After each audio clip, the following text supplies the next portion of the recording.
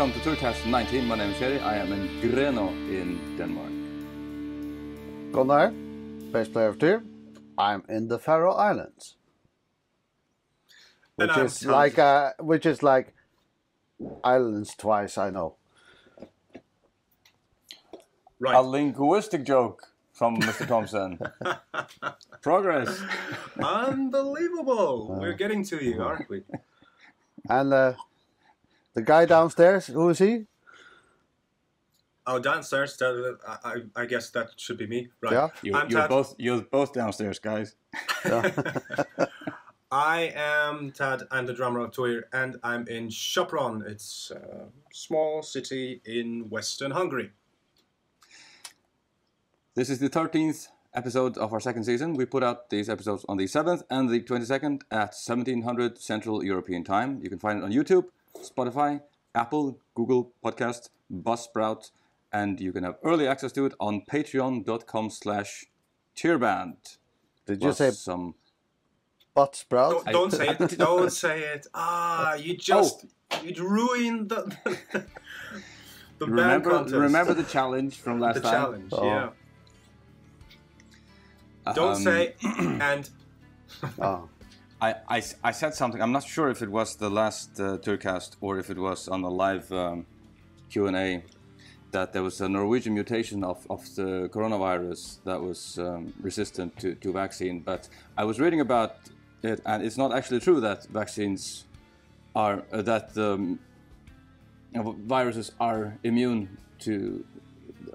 Let me repeat that. That the mutated viruses are unaffected by the vaccine. The effectiveness goes down by 5 or 10%, and you get a little bit more ill than you otherwise would. But there have been no mutations so far that make the new virus completely immune to any vaccine. Just to clear that out of the way. Don't want to sound stupid or uninformed on that matter. Don't talk so much rubbish. Exactly. So leave that to all those, we know those groups and people. Oh, I was going to say something completely different. Completely different. Go on then. Never mind. Be that as it may. What the hell are you doing in Denmark?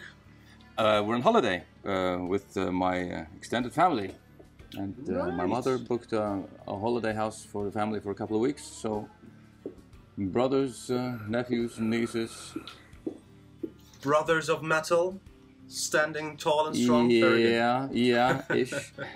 Ish. Okay, nice. Yeah, I remember you said something about that when we were out in the Faroes. Yeah, when we did the live Q&A yesterday, I was halfway, well, a bit more than halfway to from Prague to here. Yeah.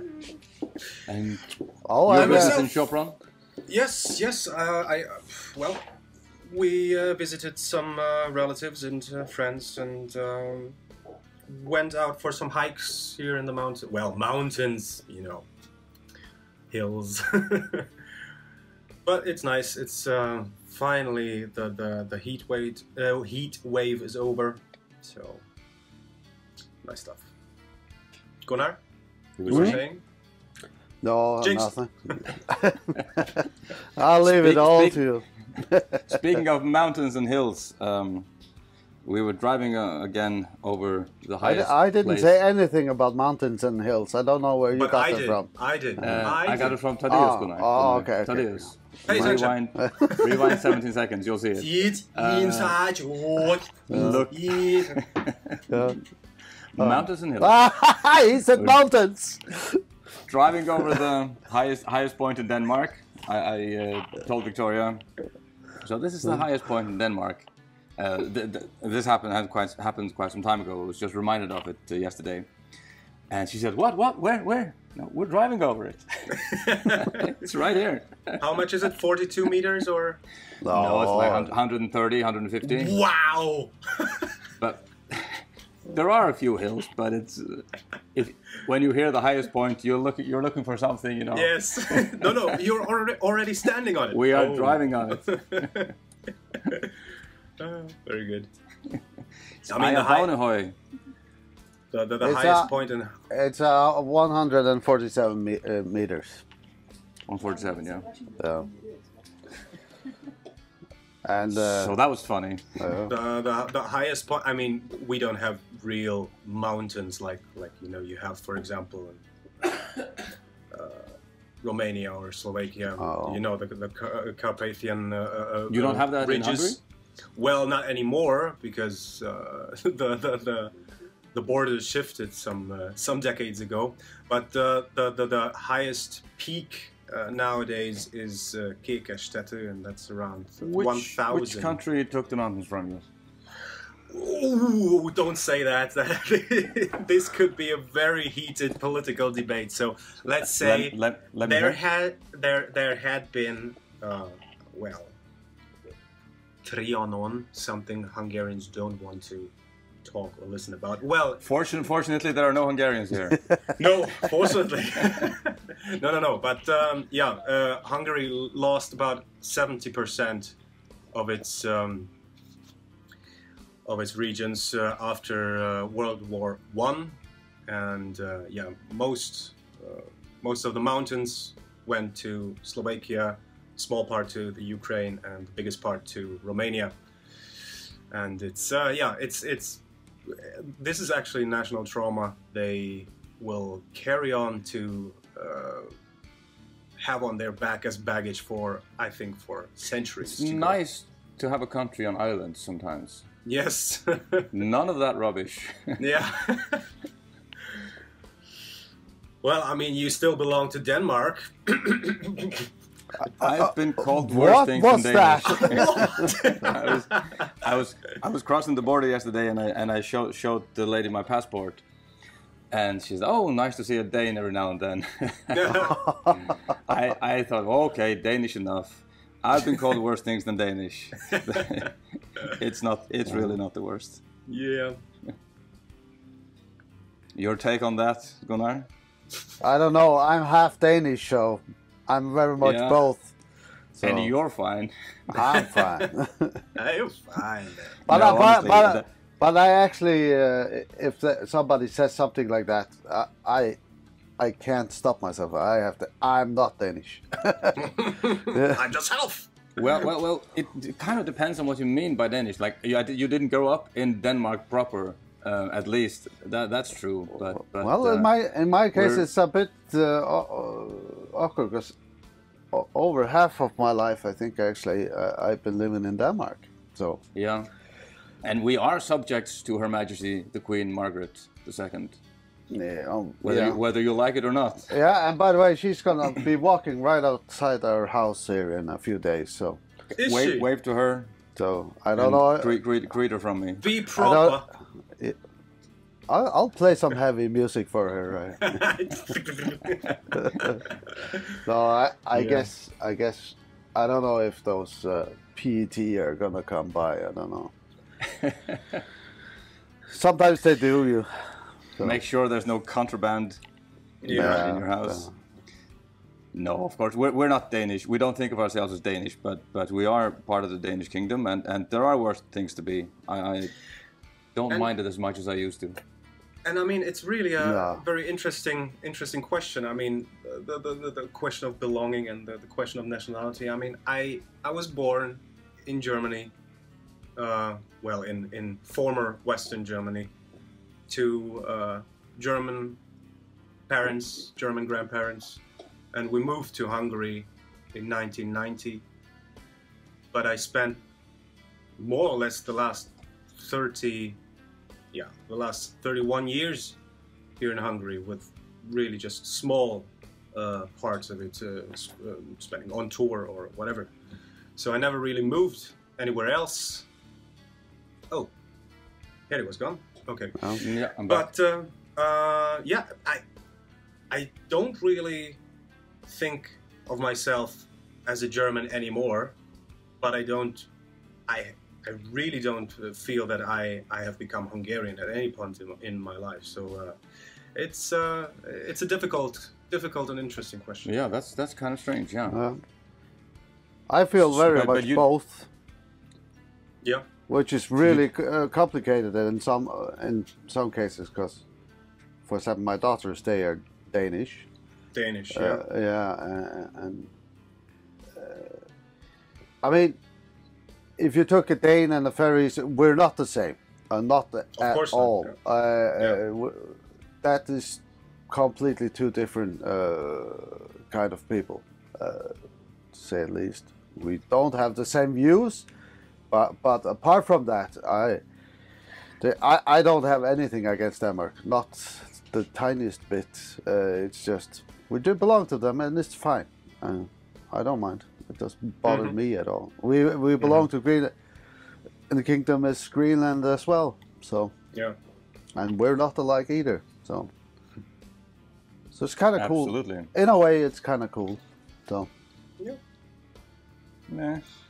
I'm pro. I would say I'm pro independence, but I'm also pro Nordic Union, and if nothing else, at least that is a kind of a Nordic Union. Well, I don't know. It could be bigger. It can be both. It can be both. It can be independent and Nordic Union. Exactly. Yeah. That would be what I would vote for at least. Yeah. But Thaddeus, when people ask you, do say you're German, right? I do say I'm German because on paper I still am, because my passport is German, my ID is German, and I have German roots, and my parents, grandparents, and great-grandparents are all German, or maybe there are some Pomeranian and Prussian roots, but you know that's basically back then that was Germany too. So that's why I say I'm, on depending or regarding the question of nationality, yes, I am German because my passport says so. But in terms of mentality or being brought up in a country or where I have spent most part of my life, that would be Hungary. But I am of course grateful to have been raised in this country, but I wouldn't say that I really belong here. I belong on the road. It's unbelievable how many times you said. Yes. Yes. It's unbelievable how many times you said. Yeah. I know. I'm fine. I'm fine with that. Let's change the name of the band to the Ruthless Road Stars. Yes. How about that? I even got some German in my blood, so from a Danish family. Deutscher Bruder an mein Herz. Yeah. So, don't we all? That's why I'm called Helmer to Helmer. Middle. Yeah, I know.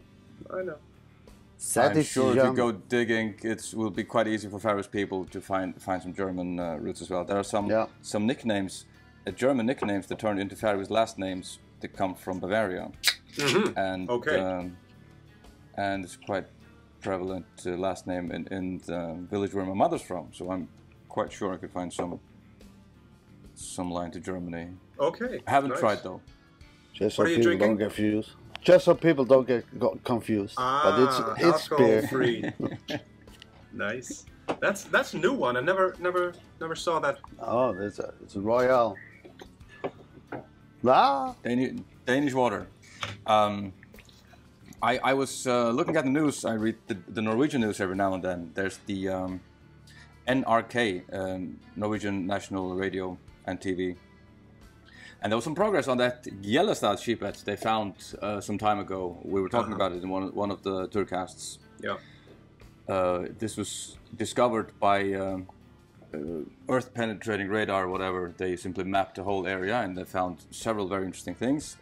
Among other things, grave ship. They dug it up. It's in quite bad condition. But I saw they had a video on nrk.no where they were taking up the keel, parts of the keel of the boat, and it's really, really fascinating to see. If you're interested in that, you can go to nrk.no. That's nrk.no, and in the upper right corner there's a search box. It's called Søk in Norwegian, and you type in Gjellestad, Gjellestad in that, and there's one of the main articles there is a few videos of the excavation, and it's in horrible condition. They're taking it up, you know, under you know, they're wearing suits. There's a big tent over the entire area to avoid outside what do you call it, effects, infections, whatever, and they have a long Rain was also anything, all the elements, I suppose. Yeah. And they have a long beam to which they have attached the keel, parts of the keel, and they lift it up in slow motion, and then they carry it off. It's quite interesting to see how they do it. The ship in Oseberg was in better condition, right? That was in, I think, perfect condition almost. Yeah. At least to look at now, it looks very intact and whole. But I think even when they found it, it was very, very intact. I'm not sure how much of it has been restored and how much of it is original. But in the shape that it's displayed, it looks completely intact. Yeah.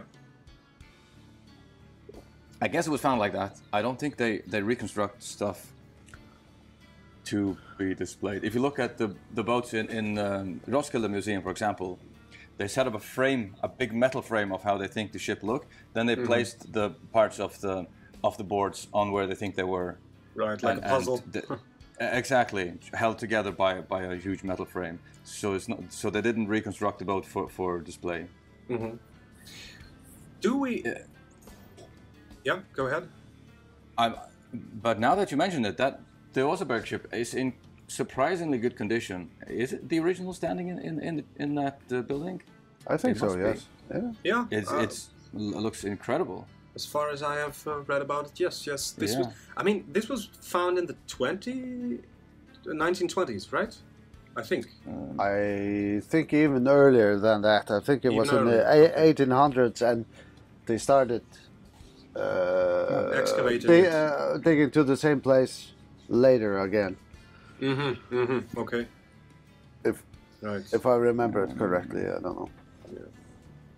It was excavated in 1904 to 1905. 04. Okay. Okay. Yeah. But was found. Might have been found before. Yeah. It was excavated then. And this is on display in Oslo, right? Yeah. Yeah. You should. We should go there if we ever go there. Yes, definitely. Because it's amazing to see everything they got. I've seen videos of it. I think there's even a possibility to click on. You can have a 360 degree visual of the ship, like how it is displayed in at the museum. It's a very nice place. So. It is. You've been there, right? Yeah, I have. I was there. I think I've been there twice. It's quite breathtaking to look at.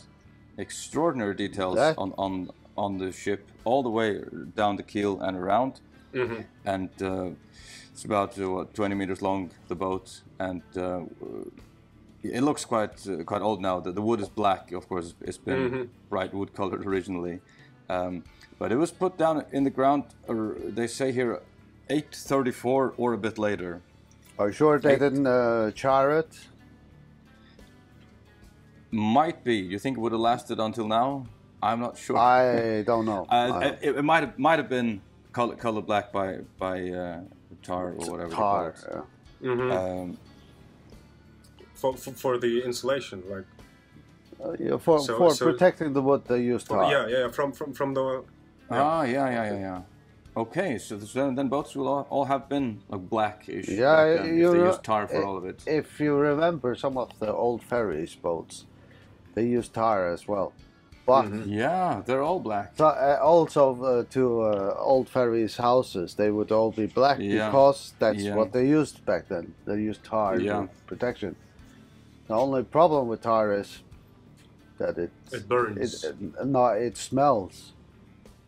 It has a very strong odor, not bad as such. But if you have a fishing boat, which is which has tar inside of it, and you catch fish and they lay in the boat, they actually smell. They actually taste a little bit of tar. Okay. So I see. but it's a very strong, apparently, odor. Tarfish for dinner again. Yeah. No. And didn't they find in the in one of the two ships two women who were buried with the ship? Yeah, Or and the Osberg within ship the was found with a queen and probably And her servant maybe or servant. yeah. Incredible.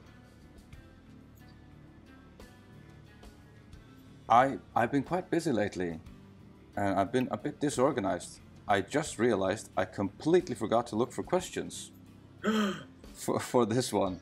No question. So I we have 0 questions, but Actually, never mind. We have we live could- Q&A. we could actually answer some questions from the live Q&A which have not been answered yesterday. We could do that. Let me go to the Facebook. I have them right now here, if you Shoot. want. Yeah, shoot. Okay. Yeah. Let's see.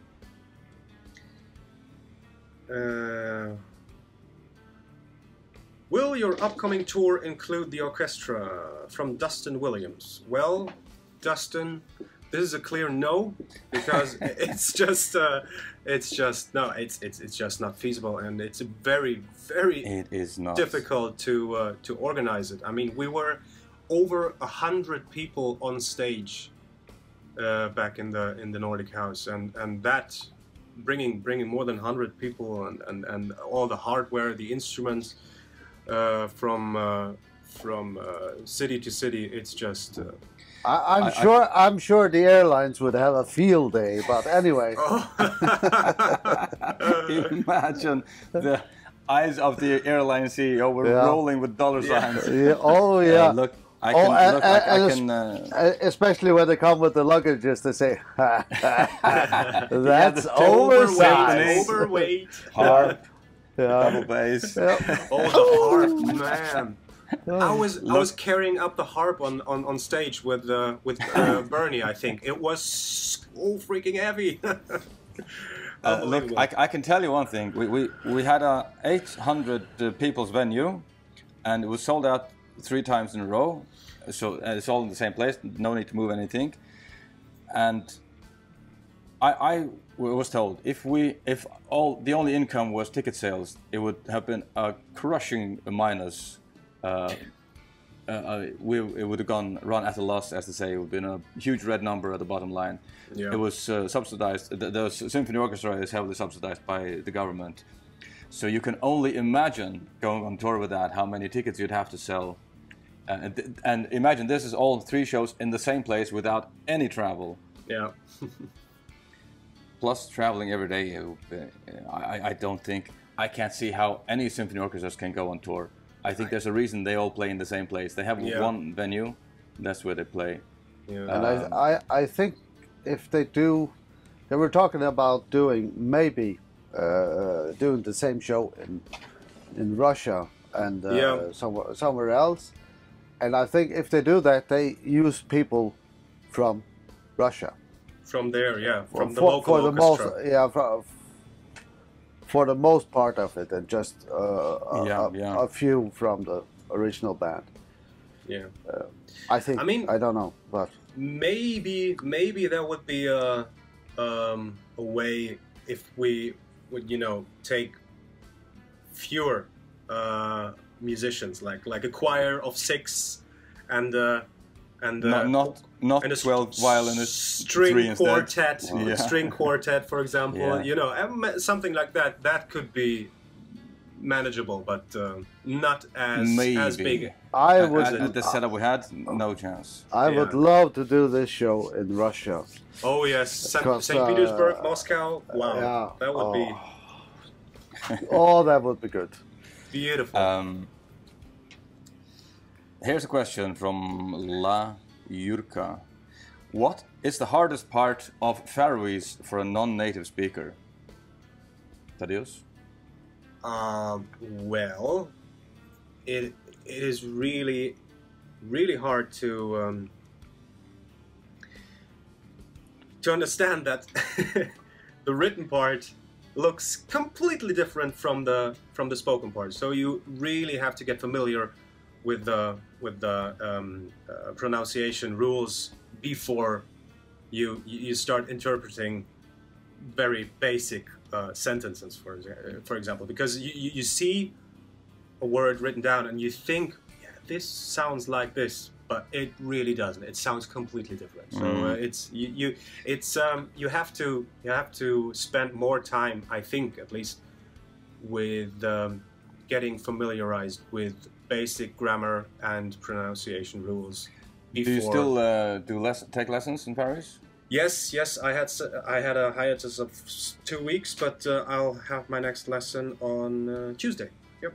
I would imagine the most difficult part for foreigners is simply pronunciation. Yes. Yeah, absolutely. I think actually you could get a long way if you can learn to say the letters in the alphabet correctly. Yeah. We actually the started alphabet with that. The alphabet contains all those collective letters as well. Yeah. So if you can say those fairly good, you have a very good chance at it. So yeah, we actually started. We started. Our first lesson was, amongst others, about the whole alphabet. You know, and we just repeated the letters and how to correctly pronounce them.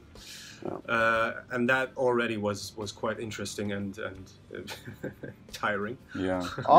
Unfortunately, it only works for us, I guess, or for me at least, because I'm lousy at Faroese spelling.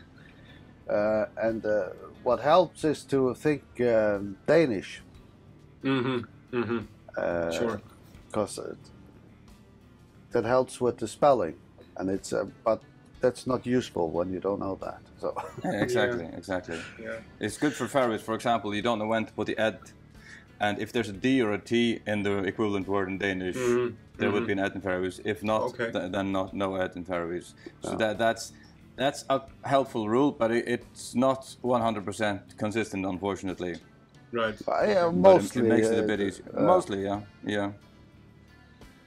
But then we have those combined letters that make sounds, which are quite tricky. So Yeah. So E and I and stuff like that. KK, KJ. Yeah. GJ.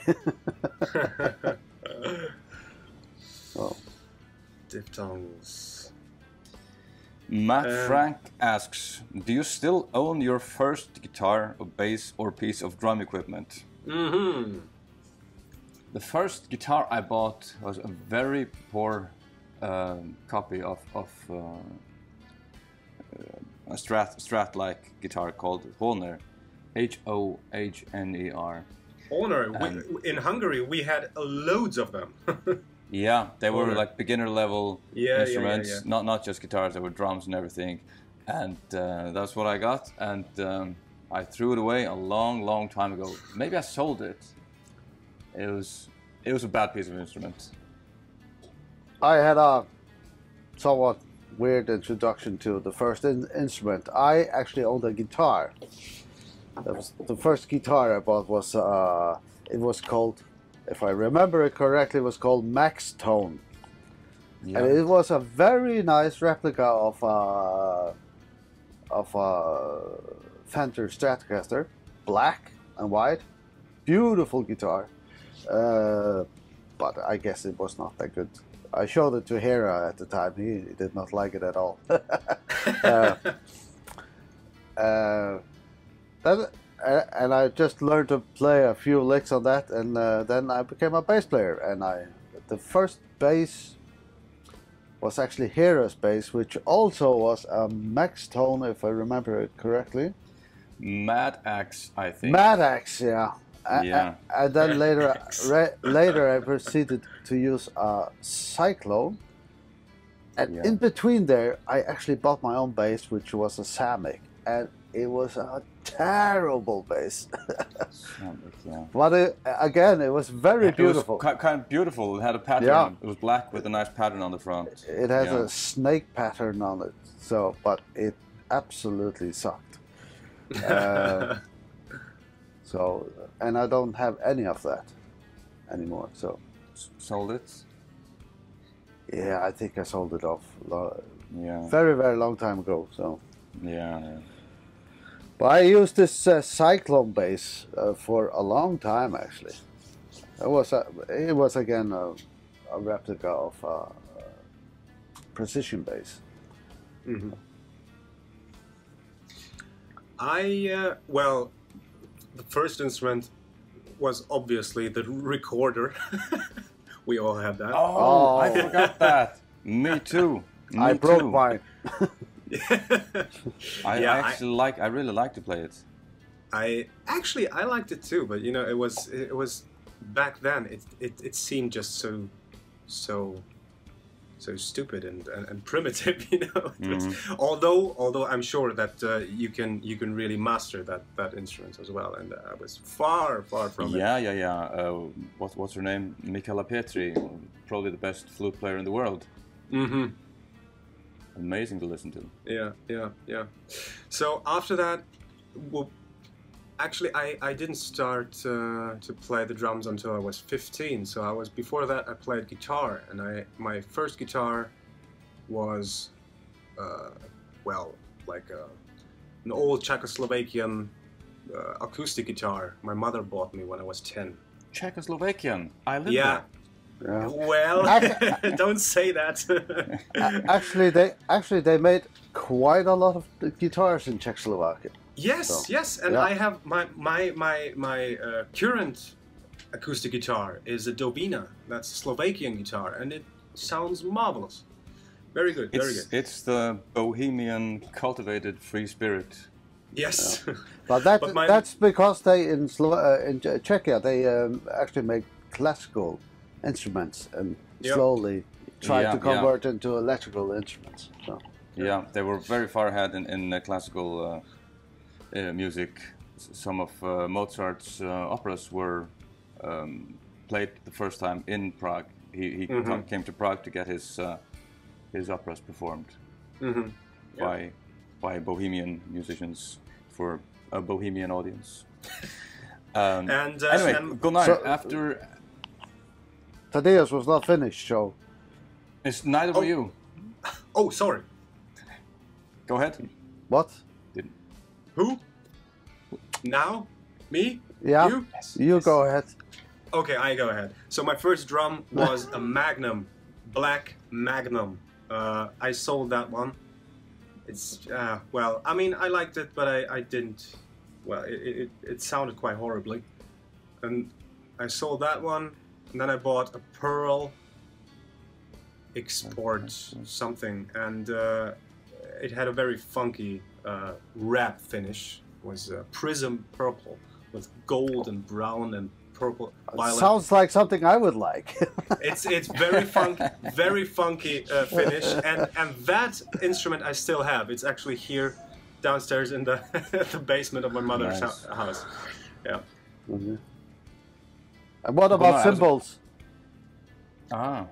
Oh, well, for a long time I had the first ride cymbal I ever bought. I used that for at least 12 years, I think. And once we left it at an Austrian festival. It was called Northern something. I don't know anymore. I can't remember. Yeah, Who's whistling? They're in the background. Someone's whistling here. Yeah. It's my nephew. Okay. Att höra till flöjta. There's a lot of people around me here. Don't worry. Sure. No, but yeah, that's all. Cymbals, I mean, you can't really use them for that long because even with the best quality, sooner or later the crashes and splashes and and China's they crack sooner or later. I mean, rides you can sometimes, for example, for jazz, you can use them maybe even for the rest of your life, but not really in metal. You were going to ask? I wanted to mention something. After you were cut off yesterday from the live Q&A, there was a question about fishing. Do you go fishing or sailing in the Faroes? And that was a no from me and from Hans as well. He said he used to go with his father, but when he was old enough to say no, he said no. Oh, I do all kinds of fishing. I was fishing here recently. Yeah, I've been several days here out in the water fishing for trout and in the ocean, whatever I can get in the ocean. Yeah, I go regularly, and I have a boat that I go out with sometimes when the weather permits. And there, with the boat, we go out and we catch big cod. But I use mostly just a rod to fish with. Other people use more massive stuff to fish with, like long lines and something called a snella. I have no idea what that is in English. It's basically just nylon line with a lot of hooks on it and lead on the end. And there's an electric what do you call it? Well, the mother ones are electric. Real. Yeah, I don't like. They're the hand driven too. Yes, I don't like using electrical stuff. I like to feel the fish. I see. So yeah, I do that from time to time, and it's very. Mostly, I go out. It's not so much to catch fish. It's more the whole thing about sitting out in nature and just taking in the air. So. Can I tell you that a snella is called a jigging reel in English? Jigging reel. Okay. Jigging reel. Okay. Sounds very hillbilly, and I like that. A jigging reel. Stuff like that should have hillbilly sounding names.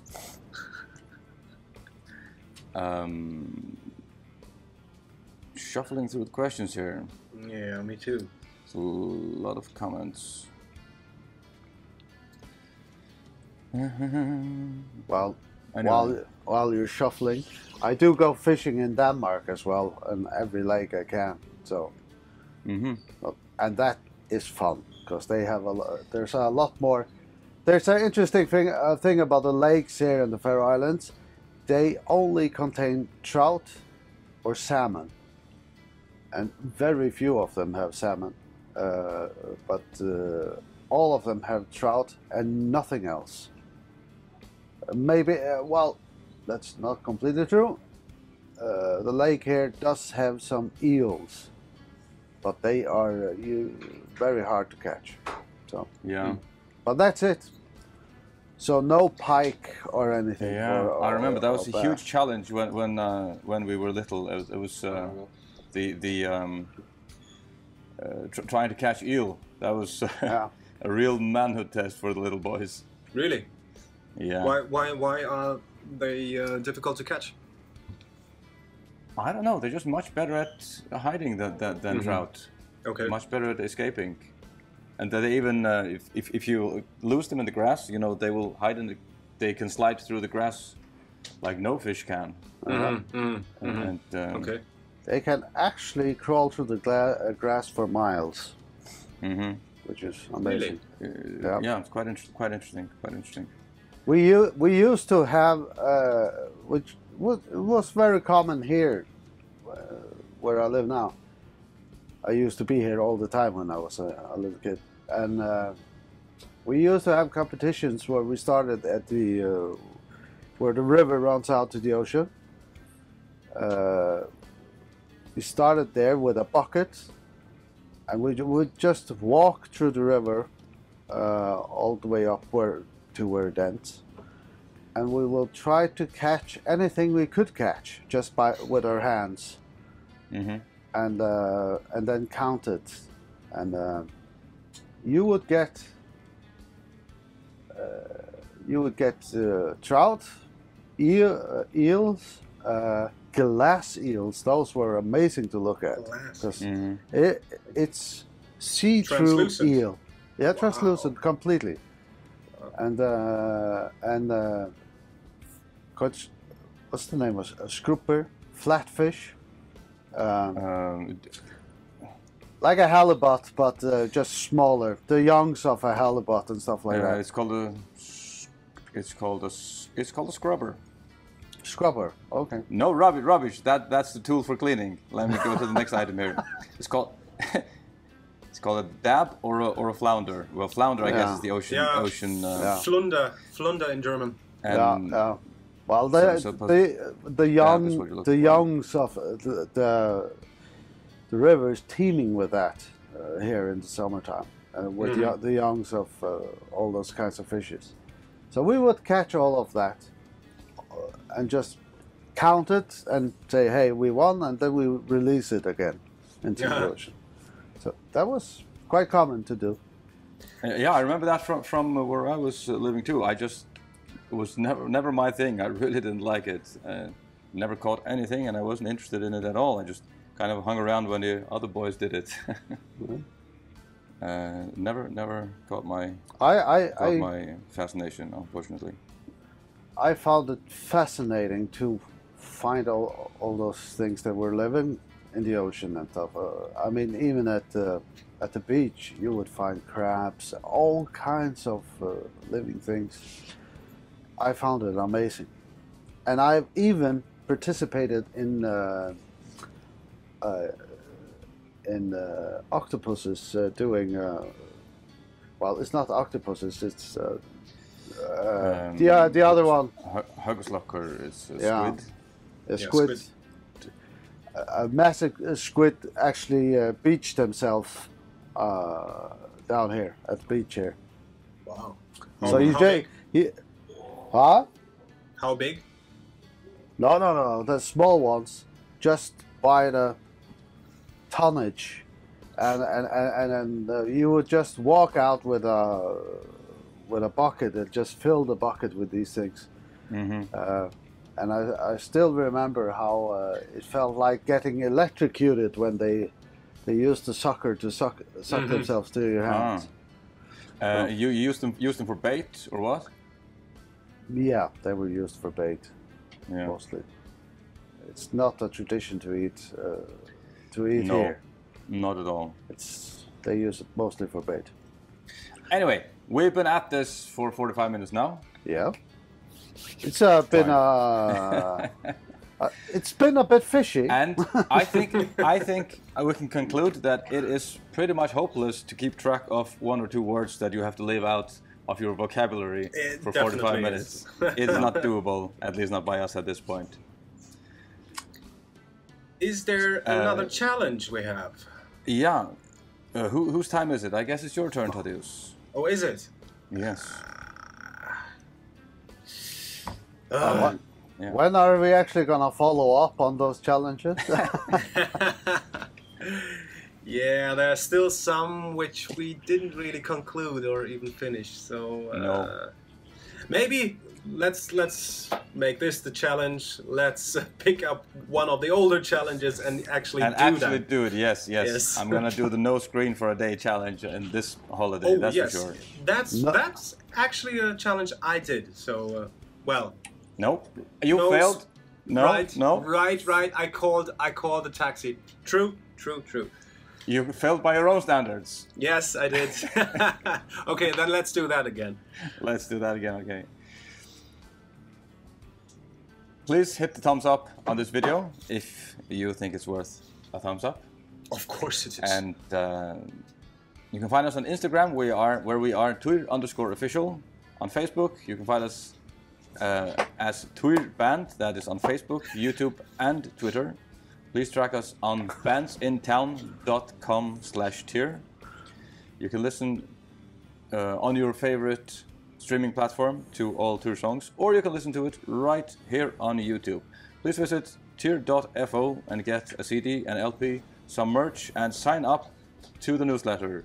You can get early access to these episodes on patreon.com/tourband, and you can put questions directly to us, which I might or might not remember to add to the sheet for today's Tourcast. So thank you for being with us, and hope to have you back here on Wednesday, the 22nd of July at 5 p.m. Central European Time. Boy, you can talk. Goodbye, goodbye, goodbye, goodbye. I was Goodbye. reading.